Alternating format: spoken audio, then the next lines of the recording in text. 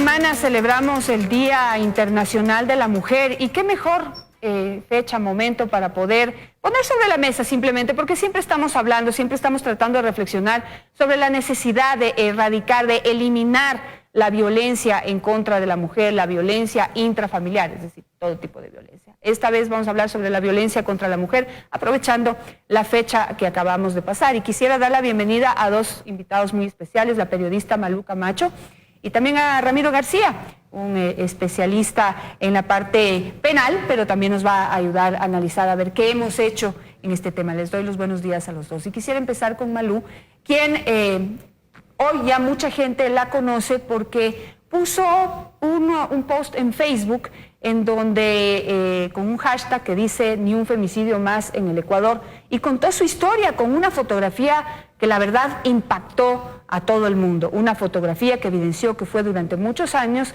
víctima de la violencia dentro de su casa, de su pareja. Así que Malú, cuéntanos, ¿por qué decidiste hacer eso? Gracias, Janet, buenos días. Pues es fácil el decir el por qué decidí, porque es necesario que la sociedad empiece a educarse y empiece a desbancar estas teorías ya caducas del machismo, de la violencia como forma de vida en la sociedad misma, ¿no? El pensar que una mujer siempre va a estar abajo del hombre, que el hombre es quien decide, que el hombre es quien va a marcar la vida de alguien, pues es absurdo. Y somos las mismas mujeres las que estamos educando así a los niños y los criamos, los diferenciamos. El hombrecito, el varoncito hace esta cosa y la mujercita hace la otra cosa. Y así aplaudimos con cosas que hasta a veces dan chistes, como que los niños, los adolescentes empiecen a tener noviecitas y tengan 10 novias al mismo tiempo. ¡Wow! Mi hijo es un machazo, es un súper varón. Mientras que mi hija, mientras más se demora en tener un novio, pues más digna, ¿no? Ese tipo de cosas, aunque parezcan insignificantes, van haciendo que crezcamos con estos paradigmas mentales, el saber que somos diferentes y no buscar un equilibrio dentro de la sociedad. De ahí empiezan los primeros despuntes de violencia, y cuando se encuentran en la relación, cuando la relación es propicia para que haya víctima y victimario, porque es una enfermedad de dos, no hay que satinizar al victimario, ni tampoco tener pena de la víctima, sino saber que son dos partes enfermas en la sociedad y que ambas partes necesitan ser curadas. De ahí que mi campaña no incita el odio hacia una de las partes, sino el buscar la sanación de la sociedad a través de la pareja, que es el núcleo de donde se genera la violencia de género. Ahora, el educar. ¿Por qué, si las mujeres sabemos todo lo que estás diciendo, por qué admitimos ser víctimas de la violencia? Porque a lo mejor así se creció pensando que uno tiene que depender de otra persona, y si no se creció así, se vio ejemplos, a lo mejor cercanos o no, pero se piensa que la pareja puede mandar en la vida de alguien y empiezan a ganarte la estima. Por ejemplo, yo fui una persona muy independiente toda la vida, trabajé desde los 16 años, siempre pude mantenerme sola, pero hubo un momento en que empecé a ver que con conceptos románticos de tener familia, de tener hijos, iba perdiendo espacio, ¿no? Y el momento en que decidí unirme con la persona que fue mi agresor, yo pensé que realmente iba a tener una vida de familia. Y así fue al principio, pero lastimosamente, al ver que empezaban unos celos, unas posesiones absurdas, al ser yo su mujer, las cosas se fueron degradando totalmente, ¿no? Iban saliendo cosas, mentiras del lado de él, y él pensaba que a lo mejor yo iba a reaccionar de la misma manera e iba a tratar la relación igual, yo iba a traicionar igual, y los celos se volvieron absurdos, se volvieron enfermizos. Yo ya no podía hacer nada, dejé de trabajar porque él veía relaciones afuera mía, o sea, él pensaba que yo tenía amantes en todo lado. Y ya no pude trabajar, empezó a aislarme, me bloqueó cuentas de correo electrónico, me bloqueó Facebook, redes sociales, me cambió el chip del teléfono. Es decir, yo sufrí un aislamiento total por esta persona. Y yo perdí tanto mi estima, mi amor propio, que quedé anulada totalmente. Y cuando decidiste recuperar esa autoestima, ¿qué pasó, Malú? Primero, esto fue paulatino. Primero eran los insultos, primero eran estas cosas de no dejarme hablar con nadie, pero luego ya empezaron los golpes. Y ya luego no había ningún tipo de respeto. Sí, y claro, cuando yo podía, me defendía. Quisiera ver una fotografía, y la voy a mostrar simplemente porque es esta fotografía de Malú la que causa esta reacción increíble en las redes sociales, y principalmente es una reacción buena porque es una reacción de reflexión sobre lo que estamos viviendo. Esa es Malú, víctima de la violencia, y esa es la Malú que vemos hoy totalmente recuperado. Y veo que se te aguan los ojos, Malú, todavía. Es que es duro. Y a mí también, es duro. porque realmente no puedo creer que hay alguien que pueda hacerle eso a una mujer. Pues lo hay, y hay muchísimos casos. A partir de esta publicación hay mucha gente que me escribe a pedir ayuda, a saber qué es lo que hace, hacia dónde se dirige. Pero la primera ayuda que tenemos que recibir es la nuestra, el entender que no tenemos por qué aguantar golpes de nadie, por qué aguantar insultos de nadie, ni calumnias de nadie.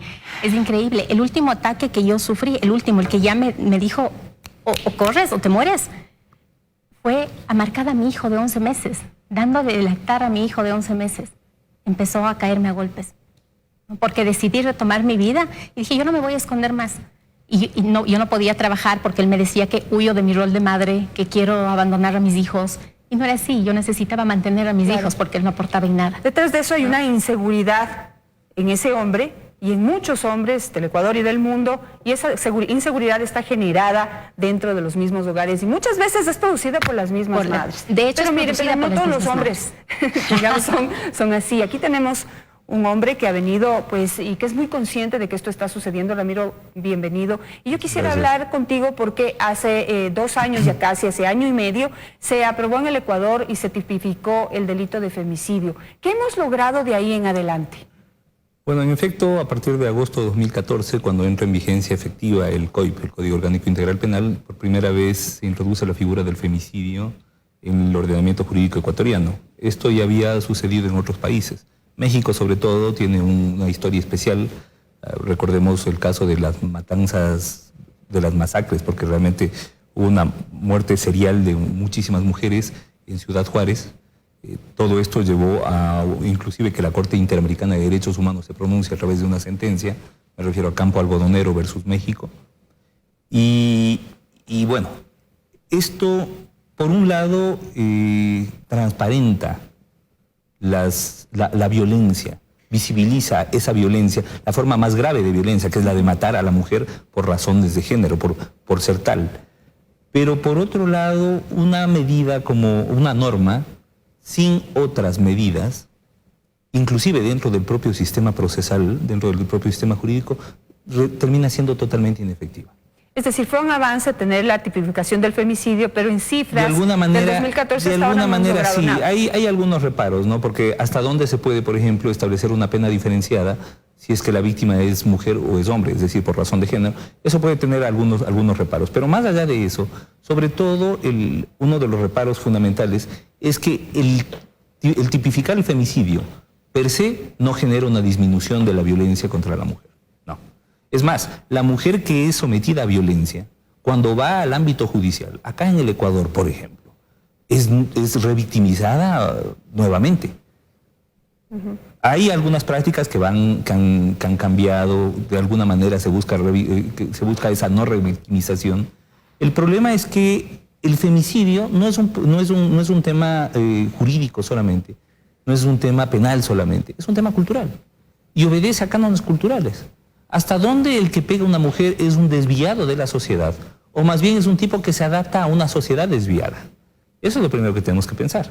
Porque de lo contrario estamos asumiendo como que tenemos una sociedad perfecta y donde el que agrede a una mujer es una especie de desviado, ¿no? Una especie es un tipo especialmente negativo. Cuando posiblemente lo que hace es naturalizar una violencia que la sociedad ya la naturaleza. A propósito, por ejemplo, de las 2 chicas argentinas, hemos visto una naturalización de la violencia por parte de algunos sectores. Más de uno, por ejemplo, cuando se publicitó este tema en redes sociales, dijo, bueno, ¿pero qué hacían 2 chicas solas? ¿Verdad? Es decir, es obvio que le iba a pasar. Esto fue ratificado por la ex subsecretaria de Turismo, que dijo, bueno, es obvio que les iba a pasar eso. Es decir, es natural que exista violencia contra la mujer cuando la mujer hace cosas como salir sola. Pues. Exacto, y en las redes sociales creo que evidenciamos que esta enfermedad es absolutamente generalizada. Estamos enfermos, tenemos unos conceptos equivocados.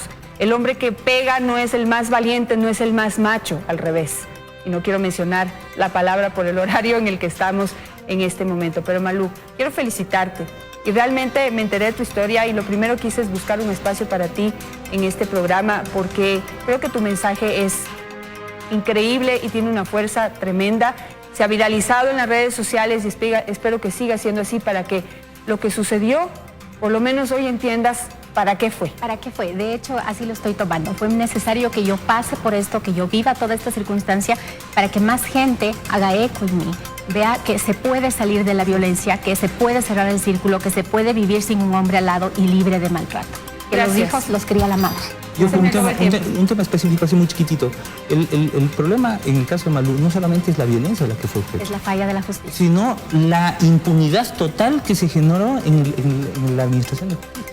Y eso es mucho más grave que la propia violencia, es una violencia sistemática. Gracias, queridos invitados, les agradezco muchísimo. A ustedes les dejo esto para poder reflexionar este fin de semana. Vamos a pausa comercial y ya volvemos.